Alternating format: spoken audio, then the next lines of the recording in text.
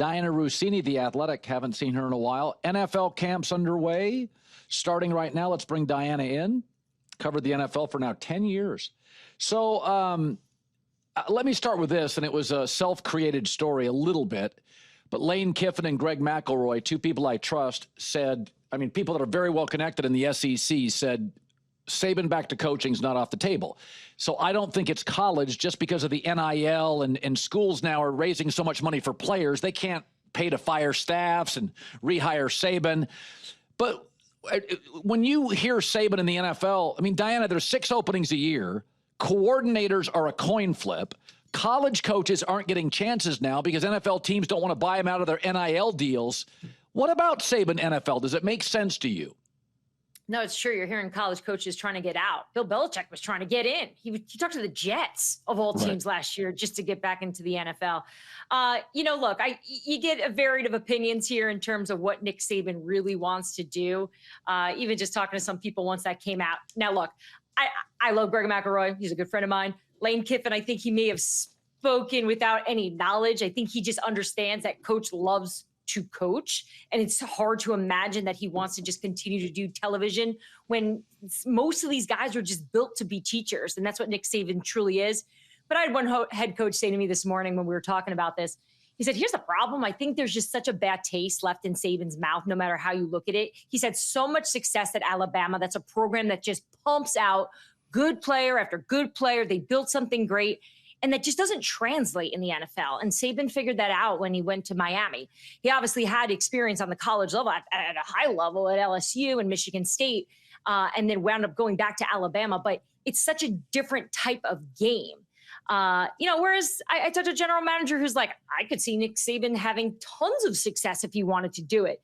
But I get to speak to anyone in the NFL who's like, who you should keep an eye on this season, Nick Saban. I could see him hopping in this. I think he likes his gig. Yeah. I look around, and last year, Jason said before the season, Chicago will be the most interesting team. And they were, but it was mostly based on dysfunction and a coach in the hot seat.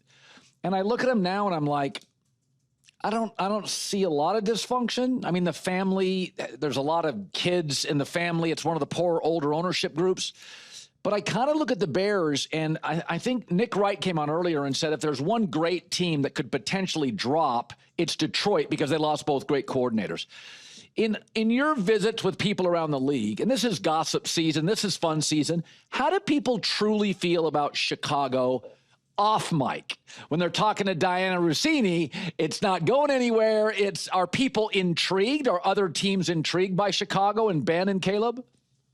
Yeah, they certainly are intrigued. And I feel like most are seeing Chicago as this isn't going to be an apples to apples offense where what we saw in Detroit with Jared Goff under Ben Johnson is going to be what the Chicago Bears are going to be with Caleb Williams. I think on paper that sounds great. And that was the idea. And Chicago saw that in Detroit, which is why Ben Johnson was one of their top candidates of this is what we need. This is what Caleb needs to develop to take that next step. But it's very fair for us to say here that Caleb is very talented, but he still needs a lot of coaching, right? And that's where Ben Johnson's going to step in here, and he really has his hands full. Because he's got a lot of work to do. So for me, I think the question is going to be, can Caleb Williams digest as much of the playbook as we saw Jared Goff do with Detroit? I just think it's going to take a while. This is a team that really was built in the offseason and under Ben Johnson here from the inside out. I'm not worried about the run game here. I think that's where they'll do well. But it's really going to be that the passing, that development in the pocket of Caleb Williams. That's going to be the true test. And look, they gave him an offensive line. Every year we talk about Chicago's got to get better up front. They got to get better. Well, now they're going to be able to protect Caleb, and we're going to be able to see what they can really do. So I tend to believe, and even just from the conversations I have with people during the offseason while they're on the beach with their families driving in traffic, most believe that the Chicago Bears are going to take a step forward. And this isn't me having conversations with your new colleague, Big Cat, telling me this. This is actual people that coach football. Let me ask you, in all the years I've been doing this, I don't think there's ever been a bigger gap in how talking heads, me, saw a player, Shadour Sanders, and how the league saw it. Because I don't think he went from first to the fifth round just based on, I mean, Deion didn't do him any favors. We're not going to play for this team, this team, this team. Well, he was talking directly to the bad teams that were going to draft him. He wasn't talking about the Chiefs, the Ravens, the Bills, and the Lions, right? We're not going here, here, here. Well, you're talking to the people that could employ you. So I don't think that helped. And so maybe I was just caught up in the whole Deion Shedeur thing. Expectations. Mary Kay Cabot, I trust. She says, yeah, he's got a shot. He'll be in the running to play. What do you think? What do you hear? Were we in the media just a little hyperbolic on how good he was? Because to drop to the 5th round, that's a non-starter in the NFL. That's a backup quarterback round. Yeah, I think we were excited. I think everyone was. I was on the show with you talking about him a lot as well, where we thought maybe there's some star potential here that was possibly masking the ability and all those things that are important, not just on the field, but when you're in the locker room, when you're in these meeting rooms, things that a lot of these organizations prioritize, that I think in some of these visits and some of these meetings, they just didn't go as well as I think from the outside those hoped it would. So what's this going to look like in Cleveland, right, under Kevin Stefanski? Look, I think we've been doing this a long time. We kind of know how this works, right? So Joe Flacco's been in Stefanski's system before. We know he's a veteran. He's smart as heck. He understands what Kevin wants. So he's going to get all the first team reps. He's going to get a majority of it. And we're going to see him probably take the biggest step in terms of being the starter this year for the Cleveland Browns, right? But then you've got 3 other players here that they've got to split these reps up with. So I do think the good news for someone like you who I think wants to see Shedeur, we're going to see him. We'll see a lot of him this summer because I don't envision Kevin Stefanski throwing Joe Flacco out there, for preseason game 1 and 2. I don't think he cares. I think he knows what Joe can do. So I think this is going to give us an opportunity. I just think, I can tell you, just based on what the Browns did and where they drafted Shedeur, we know where he stands. The excitement's always going to be around him, but the reality is going to hit us here. And at this point, it's Pickett, Gabriel, and then Shedeur, and then Deshaun, who, he's on his honey. I don't know where he is, but he's somewhere. He'll be there. That's pretty much the situation there. So we'll see. We're going to get a lot of answers this summer. But again, he's not going to have the advantage of these reps. And we got to keep that in mind when we do see him out there, because the majority of those are going to go to the players that were either drafted higher or signed in free agency. Finally, you're close to the Philadelphia Eagles where you're based. They're Super Bowl champs. Is that the first camp you're going to, getting the red carpet treatment?